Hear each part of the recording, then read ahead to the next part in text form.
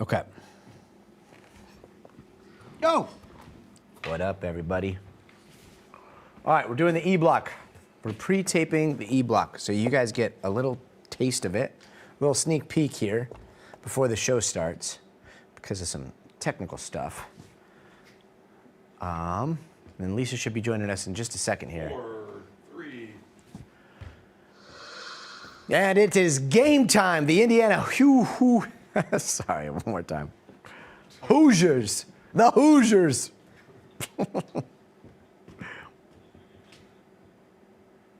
I know. No, this is boom goes the dynamite.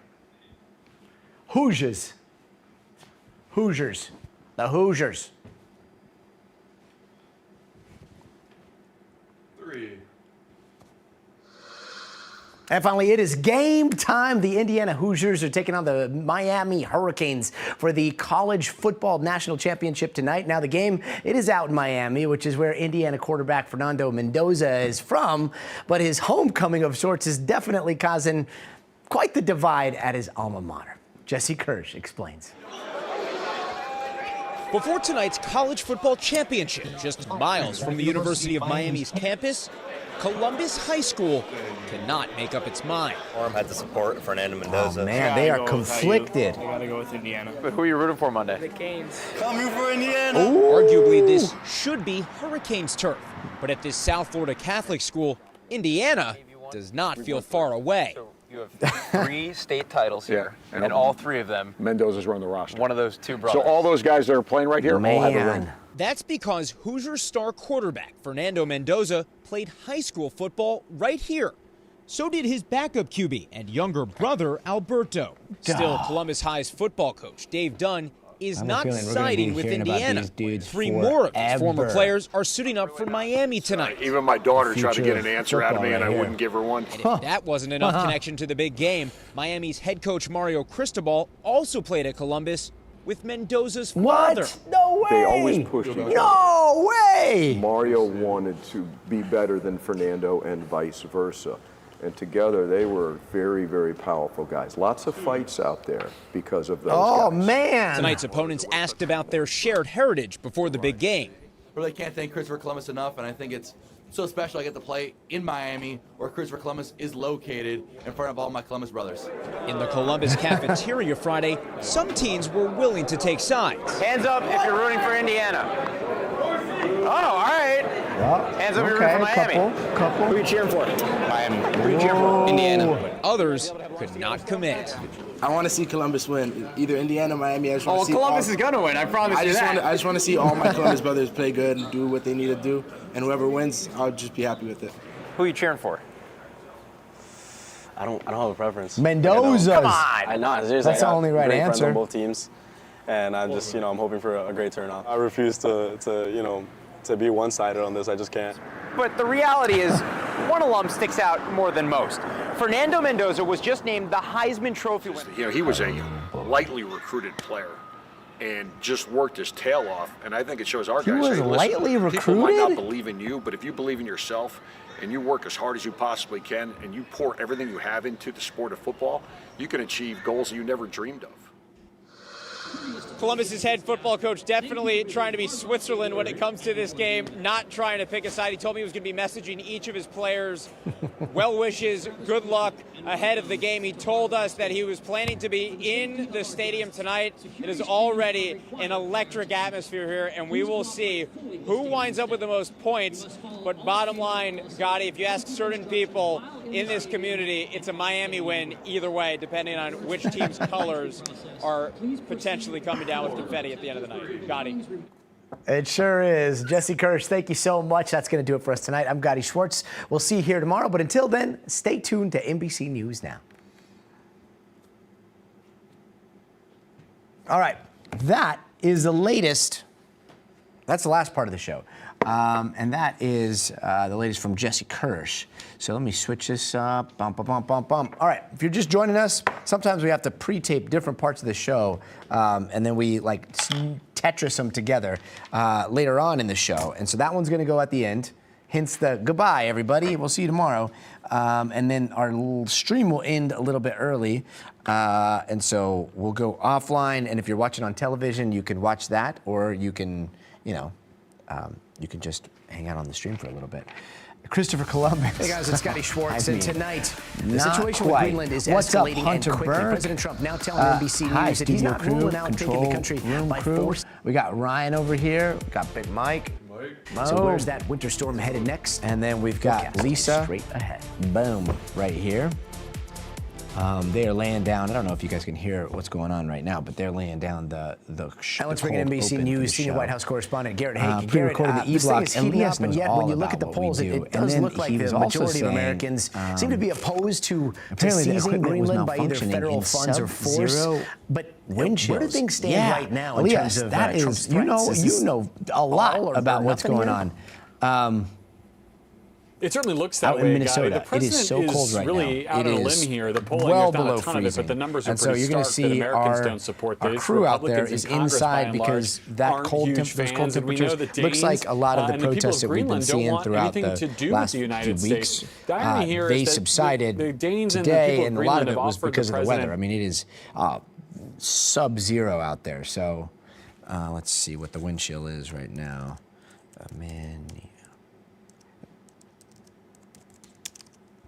And so we're going to be going to Maggie Vespa, and she's going to be inside. It's -2 right now in Minneapolis. So as you can imagine, cameras, the batteries, lights. And NBC's they don't Maggie like Vespa those joins types us now from Minneapolis. Maggie, good to see you. When it comes to the conditions. fallout So from that church protest, we're going to what is Maggie, the and she's FACE going to be Act, giving and us an where do things update go on from all here? things Minnesota, including the fallout from. Scotty, it's a great question. This is getting raised a lot by conservative outlets and kind of ICE on shooting, right-wing and then this message protest boards that we saw online. that Basically, the interrupted FACE a Act. Sunday service in the Twin Cities. And there's a lot of back and forth about what happened there, and now there are members of the DOJ that are saying that they are going to investigate the protesters, and they could charge them federally under the FACE Act. So we're going to get into the FACE Act, a little bit of the history of the FACE Act. It turns out that FACE Act is, it was an act that originally was set up to protect people that were going into clinics, like abortion clinics, and prevent people from harassing them or blocking them or impeding on them going into clinics, and also houses of worship. And so that's what they're talking about when it comes to this investigation. So we'll be checking in with Maggie on that. But we are going to be leading the show today with the latest on Greenland. I don't know if you guys saw this message that the President of the United States sent to the leader of Norway, but he basically, I mean, you'll see it at the top of the show, but he was basically like, hey, you know how you guys didn't give me the Nobel Peace Prize, your country, AKA Norway, because, the Nobel Peace Prize is based there. The president basically was like, well, so I don't have to be totally, and again, I'm totally paraphrasing here, but I'm not going to be totally worried about peace, even though I'm going to be pretty worried about it. But if you read between the lines, he says, we want Greenland, and we want to be in complete and total control of Greenland. And so the EU, as you can imagine, is a lot of the leaders there are like, what did he just say the quiet part out loud? And so they are talking about all kinds of different things, including this thing that they call a bazooka, and it's a financial instrument. It's basically like a combination of tariffs and restriction to access of all kinds of goods that come out of the EU. But they are looking at that as a possibility when it comes to dealing with the United States. That was, I think that's from 2023, and it was a financial instrument that was crafted at the time, allegedly to push back against bullying from China and any type of unfair practices that they saw coming out of China. Whether they use it against the United States, we'll see. But Trump is also talking about another tariff war. So what does that do to where we stand with tariffs? We're going to talk to some really smart people about it. -2, my kind of weather? No, thank you. Monkey beasts. It sounds like, and it sounds like that's given a little bit of a break to some of the larger crowds that we've seen there. Andrew Dogs 40, News 5. I don't know what number we are on your television, but I don't know if it's 5. SML, good to see you. Hunter Burke, great to see you. Lisa, my weekend was pretty good. How was your weekend, Lisa? My weekend was really good. We went to. Aww. Oh wait, sorry. Here we go. You. Sorry, there we Can go. everybody hear her? Our weekend was good. We went to the Knicks game on Saturday, which was both my husband and my kids' first NBA game. Aw. They had a ball. Nice. And we Who's got playing? a T-shirt from the T-shirt cannon. Oh, really? Those T-shirt cannons are awesome. I know, that was Yeah. hard. We used to make potato guns in New Mexico. Why does that Where- not surprise me? I mean, it was like all you do, PVC, potato, and then you have like a bicycle pump. I mean, some people have compressors. We were old school. And we would just blast those things out into the middle of nowhere. It was very fun. Let's see here. Max Columbus, great to see ya. English American Samoa? No way. Wow. English Philippines. Wait. Oh, I think you're not there. You're talking about historical precedents. Got it. Okay. Let's see. Dun, dun, dun, dun, dun. Lisa is the boss. Yeah. So if you guys are just joining us and you're like, what is going on here? This is Stay Tuned Now, as you can see from that thing over there. This is my show, and it's going to start in about 2 minutes and 40 seconds on NBC News Now. It's our, news all the time, anywhere you are, whatever streaming device you have, Samsung, Roku, I don't know, Amazon, Fire Stick, you can find NBC News Now. And right now, if you tune in, you're going to see Top Story, which is anchored by our good friend Tom Yamas. And then in 2 minutes and 30 seconds, you will see our show come on. And when that happens, we will stop talking here amongst friends, and we will start doing the news. And so it'll sound a little bit different, but the best thing is we're able to communicate through these chats, and I will be following along as best I can on the chat. It's something that we've been doing for a couple of weeks now, and I'm having a blast, and I know you guys are having a blast. And so far, I'm not going to therapy over the comment section. Maybe that'll change, but for now, things are going pretty well. So this experiment where we just open up the chat and let people have hopefully nuanced and respectful and insightful conversations, but share different points of view on how they see the world. It's going pretty well. So we are about 1 minute and 30 seconds. It not only is going really well, it's giving us some really great ideas as well. I was just checking the numbers on YouTube, and the story on RAM storage we did last week, which was a pitch from our friend Tina, has 43,000 views on YouTube since last week. That's awesome. That's Tina. a good one. Yo, speaking of, did you see? Tina just dropped in. Hello, Tina. Yeah, so we were just talking about the story that we did. Tina pitched this, she was just talking about the RAM shortage in the chat, and we're like, RAM shortage? There's a RAM shortage? Sure enough, the RAM prices are freaking crazy, and it has ripple effects all over the place. So we did a story about it. We interviewed Tina, and yeah, it's all over the place. As you heard Lisa saying, like, that story is going everywhere, and we really, really appreciate it. The only news, best news, NBC. Oh, Monkey Beast, you're the best. Hello, Kate from Hollywood. Kate's always so close by. Gallo Guerrero, hello. And then, let's see, show us your graphics. 30. Guess what we're starting with? I'll give you a hint. It starts with the green and ends with the land. 30 seconds, really? 20. 20 seconds. Uh-oh. He's giving us a count. Big Mike is saying 20 seconds, which means it's probably about closer to 10 seconds now, which is a part of the show where my heart starts beating like super crazy, and I try to calm my nerves. Breathe in, breathe out. Here we go. Hey guys, it's Scotty Schwartz, and tonight, the situation with Greenland is escalating and quickly. President Trump now telling NBC News that he's not ruling out taking the country by force if he has to. Also telling Norwegian leadership that since they didn't give him the Nobel Prize, he doesn't have to think purely of peace. All this leaving European leaders feeling anxious enough to start talking about something called the trade bazooka. We're going to explain there. Plus, defense officials telling NBC News that 1,500 active duty troops are ready to be deployed to Minnesota. This is the Department of Justice says it's going to investigate protesters who interrupted church services because they think the pastor is an ICE official.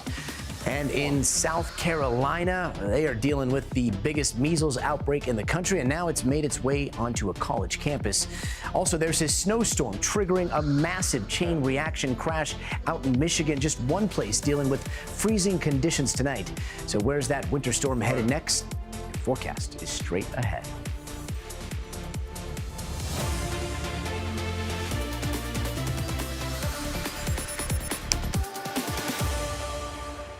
And tonight, we are starting with this message that might have stopped a lot of world leaders in their tracks. The President of the United States seeming to say the quiet part out loud in a message to the Norwegian Prime Minister, President Trump, writing, "Dear Jonas, considering your country decided not to give me the Nobel Peace Prize for having stopped 8 wars, plus I no longer feel an obligation to think purely of peace." He went on to say, "I have done more for NATO than any other person since its founding.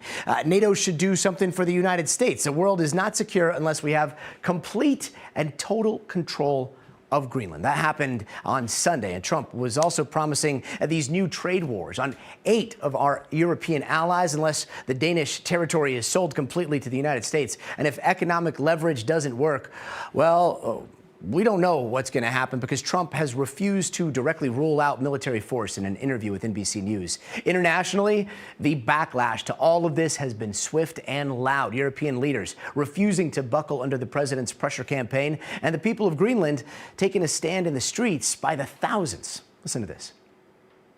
This is a fight for freedom. It's for NATO. It's for what everything the Western Hemisphere has been fighting for since World War II. I hope that this focus of taking control of Greenland, total control of Greenland, will no longer, that will disappear again. We just want to live in quiet and peace and with each other in this great country. And let's bring in NBC News senior White House correspondent Garrett Haake. Garrett, this thing is heating up, and yet when you look at the polls, it does look like the majority of Americans seem to be opposed to seizing Greenland by either federal funds or force. But where do things stand right now in terms of Trump's threats? Is this all or nothing here? It certainly looks that way, Gotti. The president is really out on a limb here. The polling, there's not a ton of it, but the numbers are pretty stark that Americans don't support this. Republicans in Congress, by and large, aren't huge fans. And we know the Danes and the people of Greenland don't want anything to do with the United States. The irony here is that the Danes and the people of Greenland have offered the president basically everything he says he wants here in terms of guaranteeing security. They are offering to increase the military footprint that the United States has in Greenland. They're offering to get NATO more involved in the defense of Greenland. If it's really just security that the president wants, he has an opportunity to get to yes and take an off-ramp here, but all of his public comments suggest that that's something he's interested in doing. Public comments and also this message that he sent to the Norwegian PM. Like if you literally read between the lines here, Trump was not given the Nobel Peace Prize, ... complete control of Greenland by the United States. Like, from the administration's position, what does this do to any negotiations with Denmark or Norway? Well, Norway's not really a player in this except as a member of NATO, but for the Danes, it has to leave them scratching their head because, again, they've offered to give the president everything he says he wants as related to the U.S. security. But if this is about the president's ego, if it's about winning a Nobel Prize, if it's about adding something to the map of the United States and leaving his mark on the map of the country in the same way he's trying to leave it on the city of Washington, that's another matter entirely. So the administration doesn't really seem to have a unified position on this. Just listen to how Scott Bessent answered a question about this text exchange in Davos, Switzerland today. I don't know anything about the president's letter to Norway, and I think it's a complete canard that the president will be doing this because of the Nobel Prize. The president is looking at Greenland as a strategic asset for the United States. We are not going to outsource our hemispheric security to anyone else. doesn't certainly hopes that's true about the Nobel Prize, Scotty. But I think the last part is key. This idea that not outsourcing security to anyone else in our hemisphere seems to be an emerging part of the Trump national security doctrine. It's how they felt about Venezuela. I think there's a degree that that's how they feel about Cuba. This is the sort of strength they want to project across the Western Hemisphere. Our alliances potentially be damned. Yeah, and Garrett, we'll break down the ins and the outs of this so-called trade bazooka in just a second, but how is Europe as a whole reacting to all this? It's a five-alarm fire. I mean, for Europe, this is all, throwing the future of NATO into tremendous doubt. I mean, arguably the most effective military alliance in history has hinged on this transatlantic partnership between the U.S., the most dominant military power, and this host of smaller nations in Europe who have all worked together to deter foreign aggression, to protect each other's borders in times of crisis. And now you have that dominant partner essentially intruding on those borders and tearing up the trade agreements that were struck only this past summer and fall to essentially threaten some of those member countries with penalties if they don't come around. Keir Starmer, the British Prime Minister, who's been one of the more effective Trump whisperers, if you will, even he had some pretty strong words about this today. Listen to what he had to say. But we must stand up for our values. We must be clear about the principles that we are applying here, and will continue to do so. Threatening tariffs on allies is the wrong thing to do, completely wrong. And a trade war is not in our interests. I also think it's notable, Gotti, that the Europeans had a bit of a coordinated response here. When you look at the leaders who we know called Donald Trump, these are all people with whom he has the warmest relationships. It's Starmer, it's Meloni in Italy, and Mark Rutte of NATO, who you'll remember got himself in a bit of trouble for calling Trump daddy back during the NATO summit last year. These are all people who Trump listens to. There aren't a ton of voices like that in Europe, and the hope is that they can convince him to back down. But again, so far, no sign of that.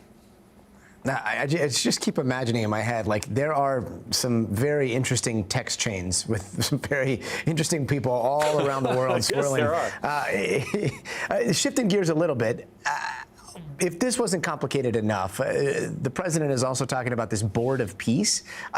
Walk us through what Trump's board of peace is, and is this at least a possible replacement or a slap in the face of the UN? Yeah, I'd love to read the text on this one, Gotti. Look, the Board of Peace started as a concept for ending the war in Gaza. This whole structure that the president and his team worked up, where you would have an international board at the top of it, chaired by President Trump, with these kind of smaller boards underneath it to handle the rebuilding and potentially resettling of people within Gaza. But when the structure has become more unveiled over the last couple days, well, it turns out the president gets a lot more authority than people thought in this charter. The invites went out to some kind of curious people, including the president of Argentina, the leadership of Belarus, Kazakhstan, countries that you wouldn't necessarily expect. And oh, by the way, there's in some form, and this form is disputed with the White House not providing much information, $1 billion entry fee essentially to be a permanent member. Who controls that money? Who makes those decisions? What are the goals of this organization beyond Gaza? None of that's clear, and it's causing a lot of consternation, again, especially in Europe, where folks are saying, we have a 80-year-old post-war order here with the UN and NATO that has worked pretty well from their perspective up until this point. And here you've got President Trump coming in and essentially over the last week tearing a lot of that up, or setting the groundwork to tear it up. A lot of folks deeply concerned. Yeah, understandably so. NBC's Garrett Hake, thank you so much.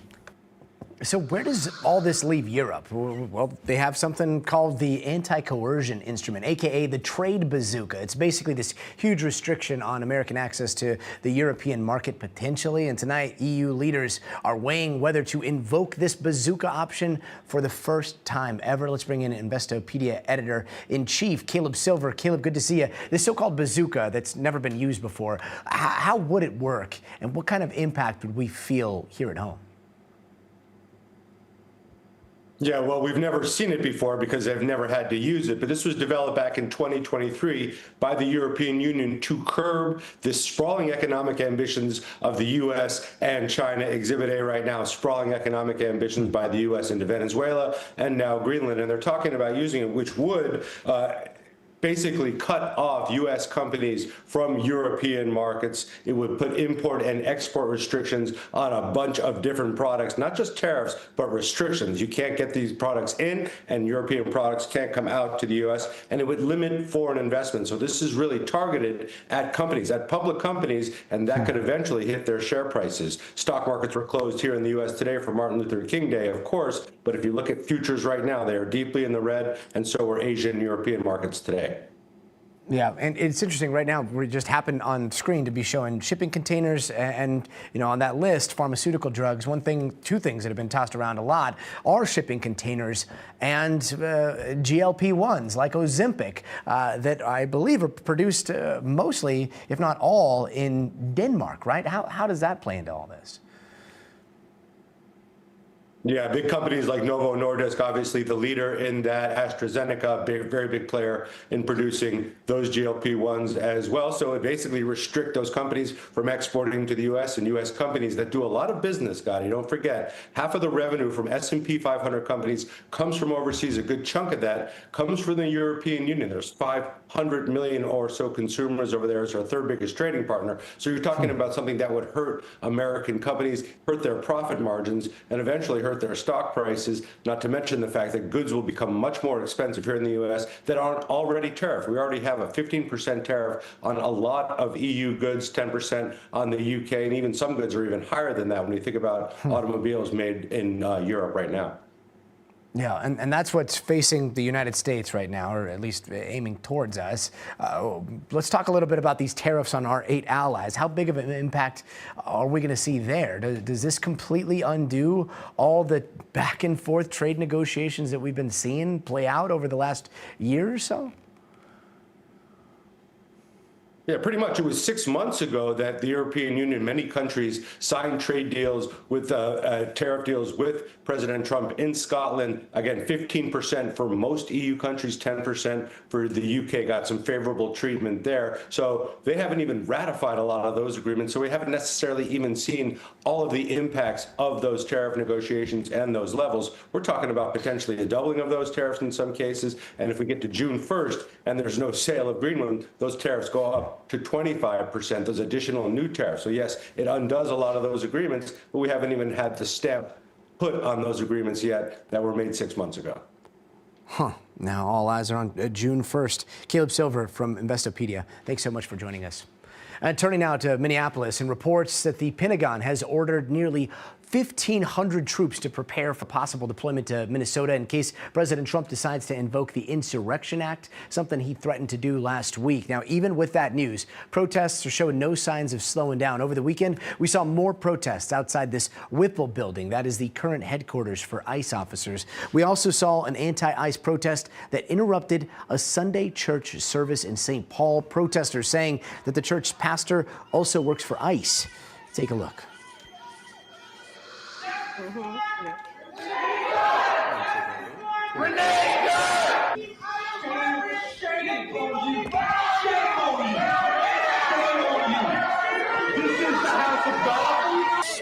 are you not at Whipple protesting? Why are you not standing up with your Latinos smalling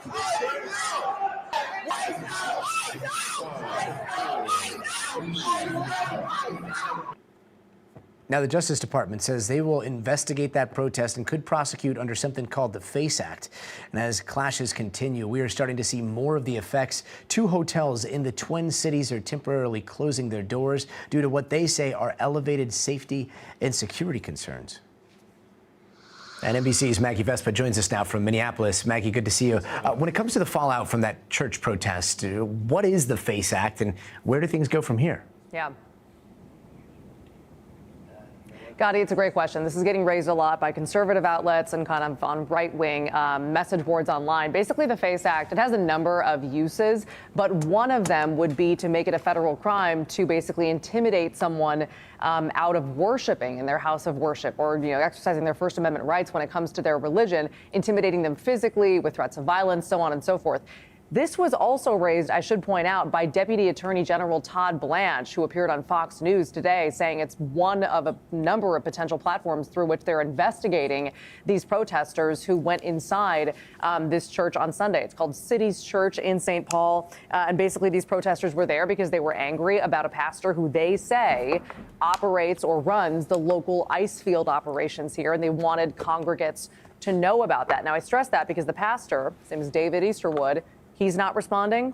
The church isn't responding to our request for comment, and DHS is refusing to confirm or deny his employment status. That being said, I talked to one of the protesters earlier today. Her name is Nakima Levy Armstrong, and she basically said she regrets nothing from that day, from yesterday, and that she believes people needed to know about their pastor and needed to draw more attention to what ICE is doing more broadly in Minneapolis. And, to that end, here's part of what she said. I mean, the amount of violence that has been perpetuated by ICE agents against everyday, ordinary residents of the Twin Cities is absolutely unconscionable and outrageous. The DOJ now saying they're going to launch an investigation into the protest. What do you make of that? How does that hit you? It's par for the course for the DOJ. They are not a credible department, unfortunately. Now, we talked about the DOJ and launching that investigation, and as you heard, she doesn't believe it has grounds. She is herself, for what it's worth, a civil rights attorney. The DHS, the Department of Homeland Security, who oversees ICE, they released their own statement saying, in part, quote, agitators aren't just targeting our officers, they're targeting churches too. So the administration, Gotti, really trying to make this into an attack on free speech, an attack on religion. We talked about the FACE Act potentially being a platform for that. This is getting a lot of attention, a really volatile one amid this sea of protests, we'll note. So we're going to see how this plays out. Yeah, we're also seeing a lot more videos of immigration officers approaching people on the street. A lot of these videos that the officers ask for proof of citizenship. What are you hearing from people? We're hearing this a lot more from, in particular, U.S. citizens. One we spoke to yesterday, his name is Gage Garcia, kind of a prime example. There's video of him. He says he was stopped, he and his friends were, by ICE officers, or at least federal officers. They didn't say which agency they were with. He says they demanded ID. He himself, born and raised in Minnesota, refused it. And he says he blew a whistle, at which point he said that seemed to upset the officers. And he was arrested, taken into custody. Here's part of what he said the officers told him in that moment. Saying he could have, quote unquote, smoked me. That was what he said to me. One of them said it could have gone really south for you, like the other agents did to Renee Good. So that kind of threw me for a loop. Yeah, so he said those comments were jarring, but he said what was even more jarring was being taken into custody. And he says held for 6 hours at the local ICE headquarters. He said he was let go around 10:30 that night and told by officers just to walk. And by the way, Gotti, we've been to local ICE headquarters. That's in the middle of nowhere. Like, there's nowhere to easily walk, especially late at night. For what it's worth, we should point out DHS releasing their own statement on this incident, too. They have statements for a lot of what's going on the ground here, saying that Garcia ran, that he assaulted an officer, which he adamantly denies. And they said that they also found a gun in his waistband. Garcia says that's true, and that's in the video that you saw. And he says it's a legally registered weapon that he had on him legally as a U.S. citizen. He showed us the registration. For what it's worth, we also checked his background. Zero history of criminal charges. So this is a really interesting test case. And again, one that we're hearing a lot more like this of citizens who say they believe they were either targeted because in his case, he looks Hispanic, or they upset ICE and they believe they were taken into custody and held for a while as a penalty for that. So more of these stories coming to light here on the ground. And Maggie, when it comes to these troops that may be activated, is there a timeline on when Minnesota could see troops headed to their state? You know, there isn't at this point. Really, what was interesting from these two defense officials who told us about these some 1,500 active duty soldiers being placed on these ready to deploy orders was that they said that didn't mean that anything was necessarily going to happen. Like, we've seen the president floating publicly that he may, he says, invoke the Insurrection Act here in Minneapolis and send in troops without the approval of Congress, which is what that act allows him to do. Those two defense officials saying that they have no further indication that he'll actually do it. Like, all they're basing this on are his public comments that we've all seen. And they call this readying of troops, quote, prudent planning. So in their words, they're just doing this to get ready in case, and kind of we'll see what happens. It is worth noting, if that were to happen, we would have about 4,500 federal officers and troops combined on the ground here in Minneapolis. For reference, Scotty, the Minneapolis Police Department has 600 officers. So 4,500 compared to 600, it would be a massive federal, there already is a massive federal footprint. It would be an even larger one here in this city where tensions just continue to soar. Scotty. Yeah, quite the contrast. Maggie Vespa, thank you. And what caused a crash between two high-speed trains in Spain that killed at least 40 people? That's what investigators are still trying to figure out more than 24 hours after the disaster. International correspondent Raf Sanchez has the very latest. Hey there, yeah, the death toll continuing to rise from that just horrific train derailment in southern Spain. Here's what we know at this point. About 7:45 p.m. local time last night, packed train heading from the southern city of Malaga to the Spanish capital of Madrid jumped the rails. It caught onto an oncoming southbound train, and you had just this horrific collision. A number of those train cars rolling off the tracks down a 13-foot embankment. Rescue teams really struggling to reach people there. Authorities at this stage are saying 40 people killed, around 70 injured, but they are warning that the death toll could rise further. And we're hearing just harrowing stories from survivors, people smashing their way through windows of those derailed cars trying to get to safety. I want you to take a listen to one woman who survived but saw some truly horrendous things. Take a listen. Some people were fine and others were really bad. And we had them in front of us and you could see them dying and you could do nothing. People who were all right broke the windows and pulled me out because I was covered in blood. Now, the big question, of course, is what caused this? The Spanish government is promising a full investigation. At this point, the president of the Spanish National Railway Company is saying it does not appear to have been human error, and they are looking at some kind of potential fault on the tracks. But the Spanish transport minister is saying it is extremely strange the accident happened where it did. This was a straight part of the tracks. It's not like this high-speed train was going quickly around a corner or anything like that. The track had been renovated relatively recently. The train also pretty new, just 4 years old. And so big questions about what went wrong. The Spanish Train Drivers Union are saying that they warned last summer that they had concerns about damage to the rails on this high-speed part of the line. We don't know at this point whether that was relevant to this crash, but Spanish authorities say they will get answers for the families of those who lost people today. I'll send it back to you. Raf Sanchez, thank you so much. What a tragedy. Meanwhile, for a lot of people across the country tonight, it is cold. Cold as in, like, it is snowing in parts of Florida cold. That Arctic blast is putting millions under cold weather, and winter alerts from the northeast all the way to the south are in effect, and it's causing things to get very dangerous. This massive pileup shut down a huge chunk of I-96 in Michigan today. Look at this. Officials say that it was close to 100 cars and trucks and semis all mangled together, and that was caused by the latest round of winter weather. Emergency officials say there were a number of people that were hurt, but fortunately no one was killed. And NBC's Bill Cairns is here with more on how long this brutal cold is going to last. Scotty, Bill? we're in for it. The next 2 weeks look extreme winter for many areas east of the Rockies. In the west, no such luck for any snow or cold as the warm pattern continues. But buckle up, everyone in the east. The first Arctic blast is heading through. Wind chills all day long have been in the negative numbers from Chicago to Minneapolis, up the International Falls, northern Great Lakes, single digits in the Ohio Valley.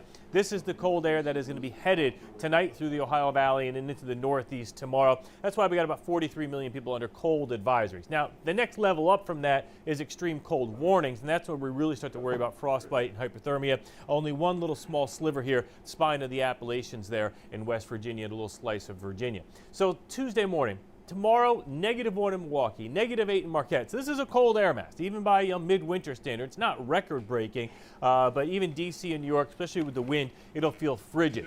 The problem is we get that first cold blast. The second one comes down Thursday and Friday, and then at the same time, we're going to start to get some moisture pulled up into the southern half of the country where these two meet, the cold Arctic outbreak and the moisture. We're going to have some winter problems, and we're talking the southern half of the country. So on this map, the blue shows you where snow is likely. The pink shows you the freezing rain. I really want you to focus on the freezing rain and ice because Dallas, central Mississippi, northern Louisiana, maybe Atlanta too, possibly into the Carolinas. This is as we go into Saturday, Sunday, still through the Carolinas, then the storm exits. Yes, there will be a swath of some very heavy snow on the north side of this. You know, it's on the weekend. We can deal with the snow. Not going to be fun. It's going to have a lot of cancellations in areas potentially like Memphis, Nashville, maybe Charlotte, Raleigh, Richmond, D.C. area too. Waiting to see about New York. But those are the areas that look to be mostly just all snow. To the south of that's the real big problem if we get a lot of significant freezing rain. Hopefully more sleet and not freezing rain, but that potential is there as we head through the upcoming period, especially Saturday and then ending on Sunday. This is that snow potential. The purple right now looks like the best bets for that heavy snow, but this is still 5 days away, so we could shift that. My final thing for you, Gotti, tonight, there's at least a chance in many areas with clear skies, even much further south than normal for the northern lights. The show has been incredible in areas of Europe, from Austria to Germany, Sweden, Finland. The UK has been incredible. 30. The potential exists, this green line with the naked eye, anywhere here northwards. Go out and try to take a peek. Obviously, it's freezing, it's cold out, but you may get just an incredible show. Areas with clouds in the Great Lakes, not so good. Also Montana and the Dakotas, but our friends in the Pacific Northwest, Minneapolis to Chicago, and in the New England area, take a peek. It may be in a very impressive Northern Lights display right until sunrise. So many people are going to be looking up tonight. Bill Cairns, thanks so much. And don't go anywhere. Coming up next, the fashion industry mourning the loss of iconic designer Valentino, how he is being remembered tonight. Plus, intense wildfires out in Chile are leading to a state of catastrophe. Latest on the situation there, so stay tuned. 2 minutes. 2 minutes. All right, we got time. I want to know a lot of it. Awesome. Ready for the winter precip here in Huntsville. Elias, yeah, I think you guys are getting it. Portland, Valentino, I know, rest in peace. Okay. All right, guys. So we have chats going in a bunch of different places. If you guys aren't involved in this chat, this doesn't apply to you. But we're trying to foster conversation, and it's important that we all listen to each other, but it's also important that we all respect each other, and we want nuance, which I know is like the dumbest Pollyanna-ish thing that I could ever. I'm like, yeah, that was the pitch. I was like, the comment sections are going to be great because people are going to talk to each other, and maybe they'll be able to see each other's perspective in a way that, you know, maybe they haven't when you don't have somebody that's necessarily interacting. That being said, any types of attacks on each other or any types of, any type of talk about anything advocating violence, like banned, or we're going to have to moderate the chat very heavily. Like I have seen death very close, extremely close, and it is a horrific thing, and it's something that haunts me. And I just, like, I pray that this world sees less of it, and that's what we're trying. We're trying to foster conversations and do the opposite of all of that. So that's where my head's at. And when you see the content moderation happening, you'll know that that's where it comes from. Anyway, back to the news. We'll chat in the next break. And yeah, to be continued.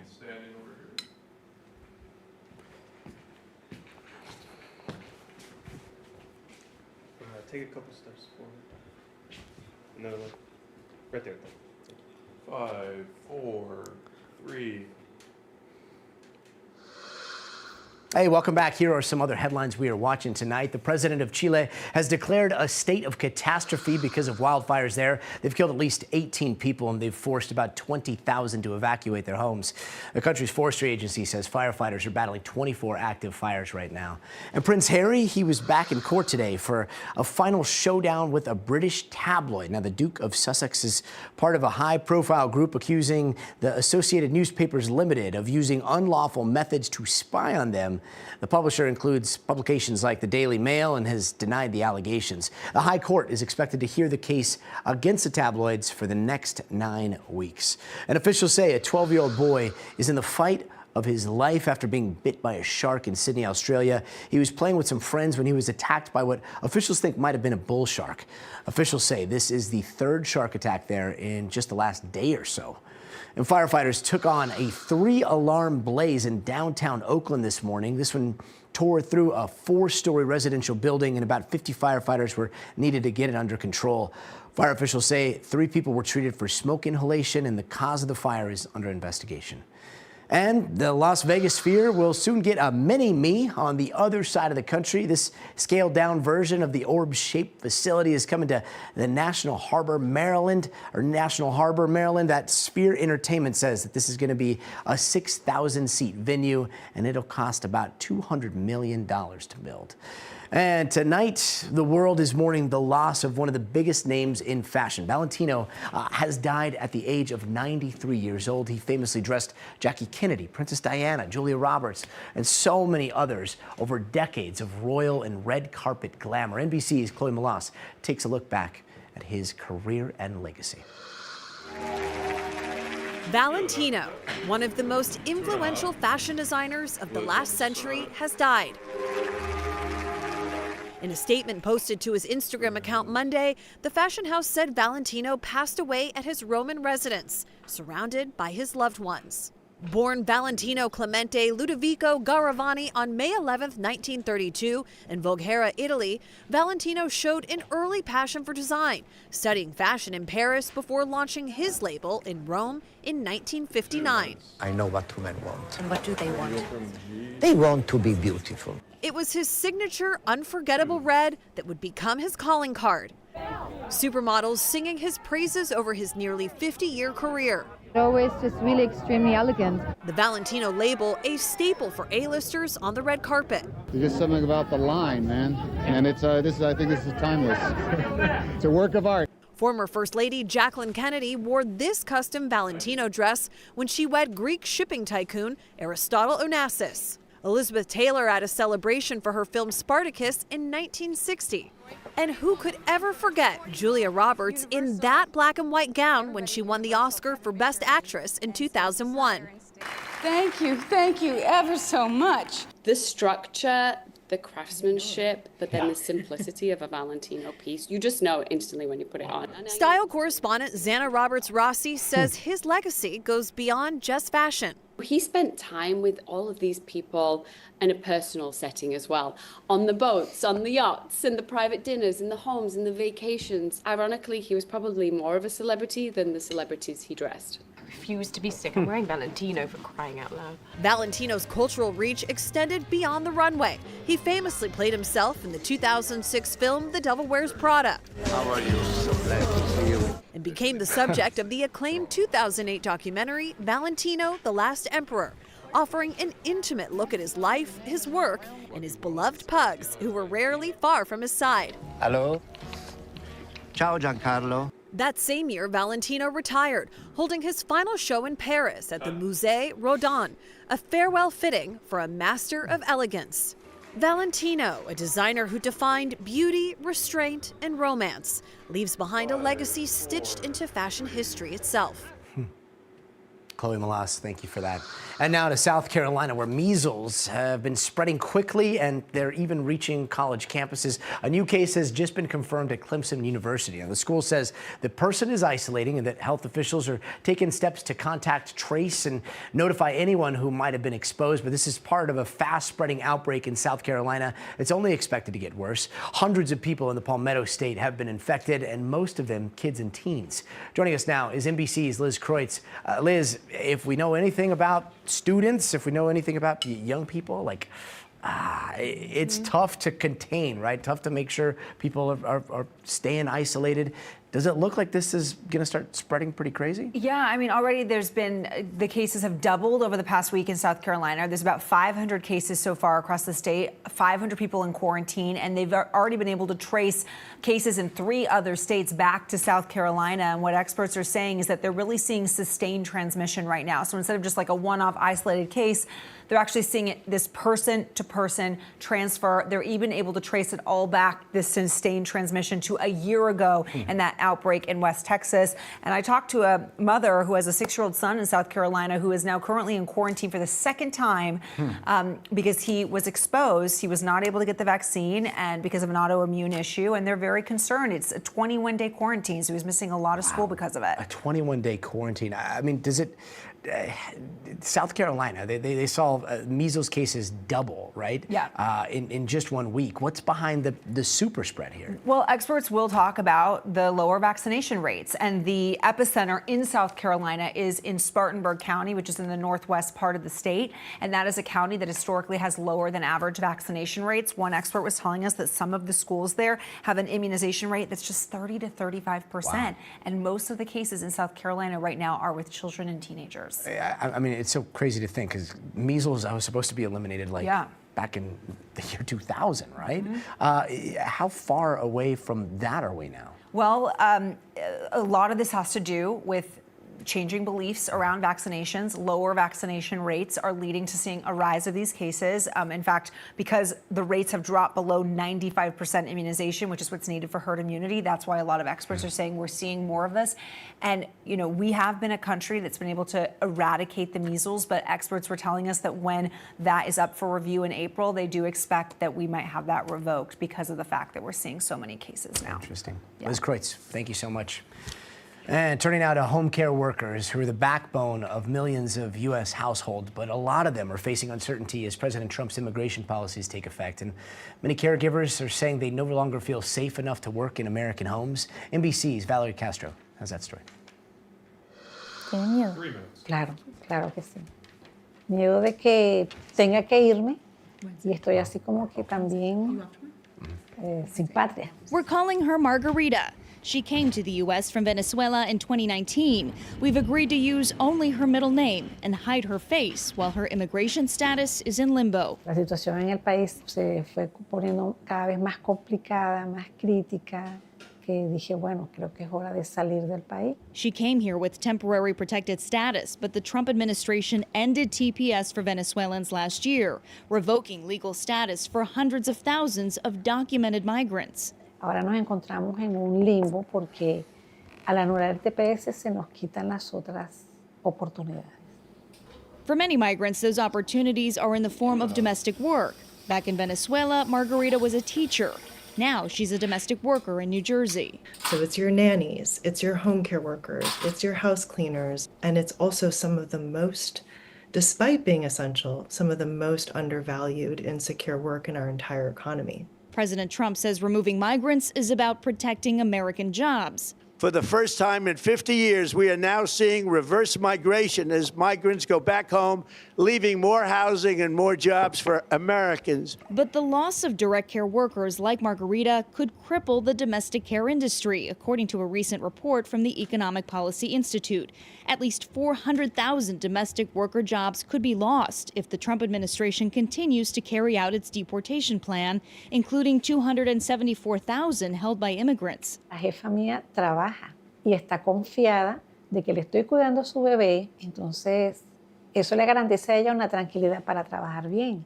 When you have a workforce that is a third immigrant, That is really the backbone of your care infrastructure. So if those workers are experiencing an inability to take public transportation, to leave their homes, to go to work, then that has an impact on the entire system of care. The National Domestic Workers Alliance says deportation fears are also making workers more susceptible to workplace abuses.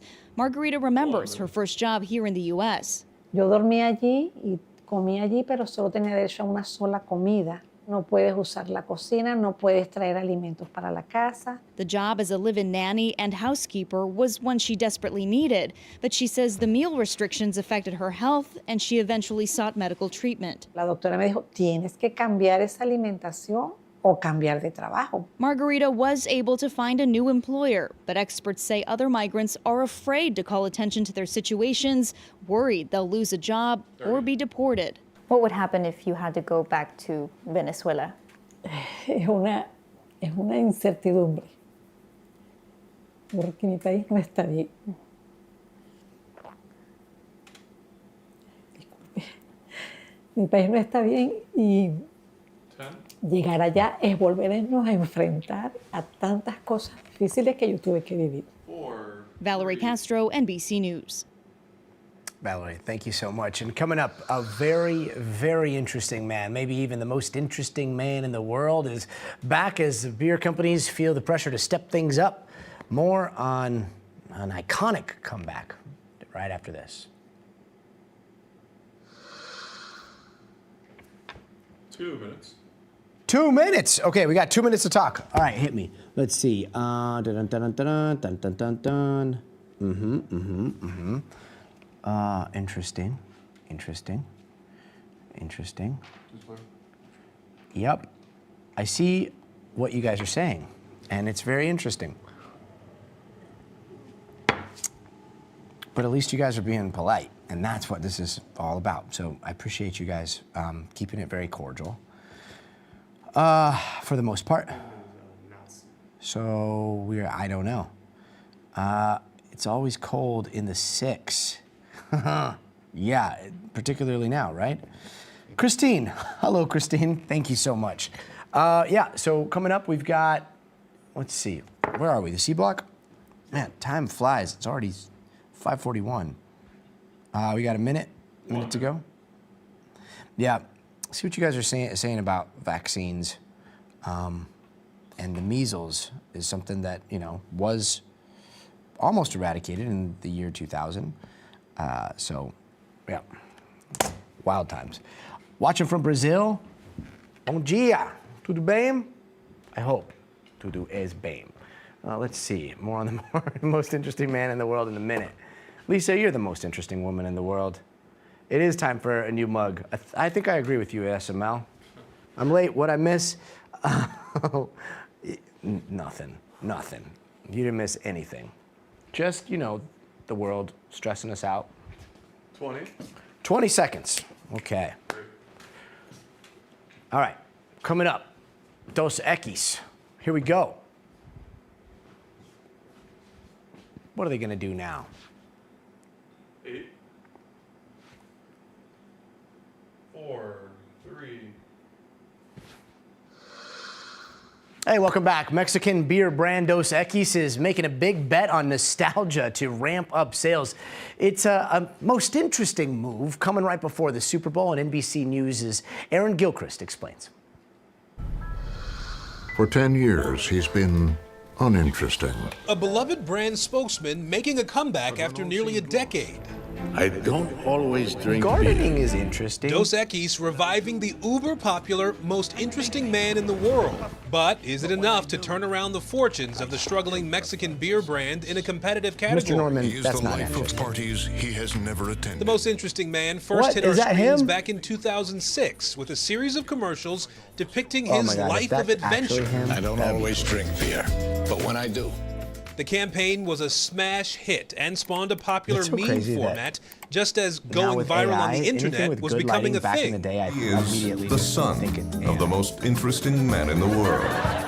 Even inspiring multiple skits on Saturday Night Live. But after a poorly received recasting in 2016, the character was shelved. that's not him. Now bringing back the original actor, 87-year-old Jonathan Goldsmith, ahead of the Super Bowl next month. There's no wider net to cast for one night, one investment, one ad. That guy is aging in when reverse. you think Super Bowl ads, you think beer. 87?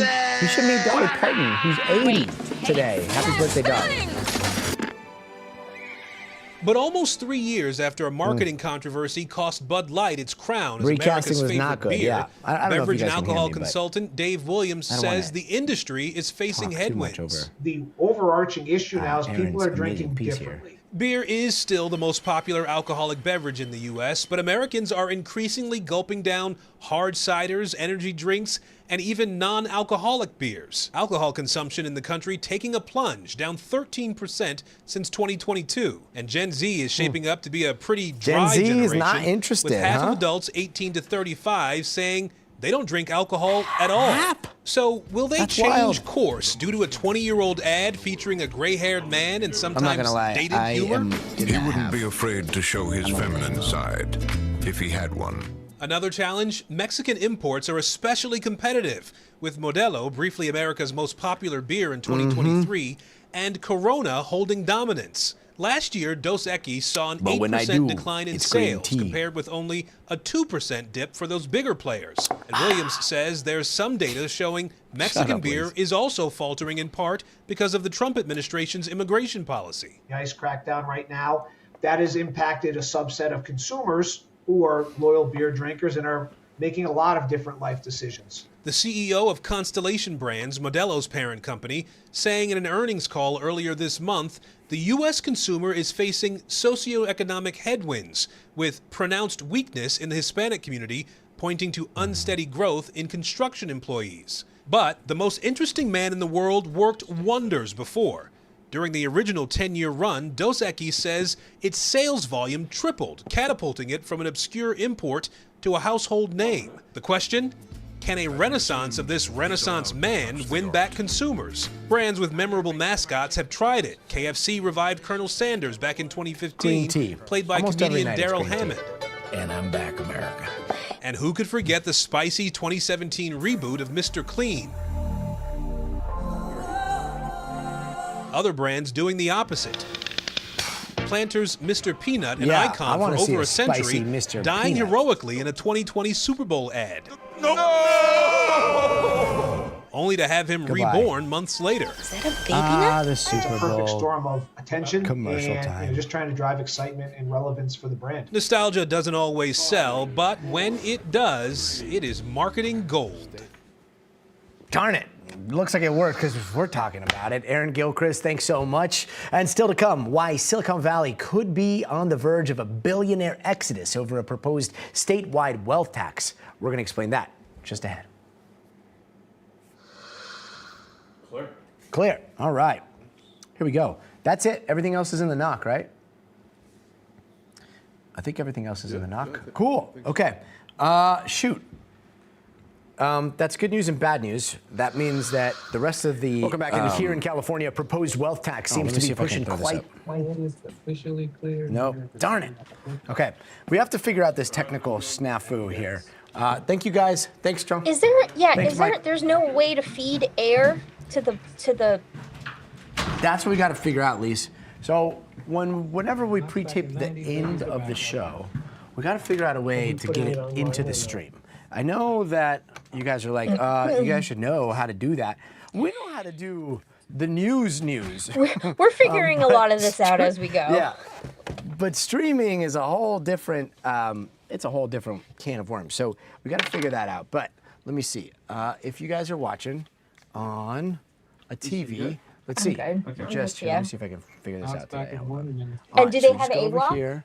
We've got, this is a Samsung TV, so I'm just gonna go here, and then I'm just gonna, Thanks, Oh, Todd. that's not- See you tomorrow.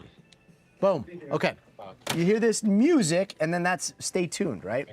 Well, that's NBC News Now, and then you'll be able to watch our show, and then you'll see the rest of the show play out until we figure this part out. Sorry, we haven't figured this out yet. NOC, Network Operations and Control. Oh, is that what it stands for?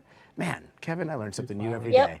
Oh, neat. This is super cool. Yeah, so this is my office. It's a little messy in here because I am a little Because you chaotic work in my there. brain. Exactly. There's but no here we other go. reason. Extend the feed directly to the stream. Yeah, we're working on it, Elias. It's a little bit more complicated than we wish that we'd like, but we're working on it. LOL, recasting was not good. How? Stay tuned mug. Yes, we would love it. Never had Dos Equis. Cool. All right, so if you guys are watching, here it is. Weird. Knock has it. All right, so transfer. They're transferring the A block. They're transferring it. Okay, good. Not in case you have it used. All right, Gotti, I'm out. Have a good trip. Have a good All right, shoot. Lisa, we'll see you later. And stream, you guys should watch this story because we worked really, really hard on it, and This story came out so good. It's not on the stream. Yeah, this All story right, came guys, out we are amazing. clear. Knock has Shout out everything Chris else. and PJ. Chris, this story You guys came are out so amazing. good, by the way. But check it out. It should be dropping, Have a great night, I think, everybody. on NBC's website pretty soon. It's the Billionaire Exodus, and it's also going to be on YouTube tomorrow. So check it out. Come comment tomorrow, and we'll continue to run this chat and see what you guys think. So thank you guys so much for spending time with us today, and can't wait to see what you guys say this week.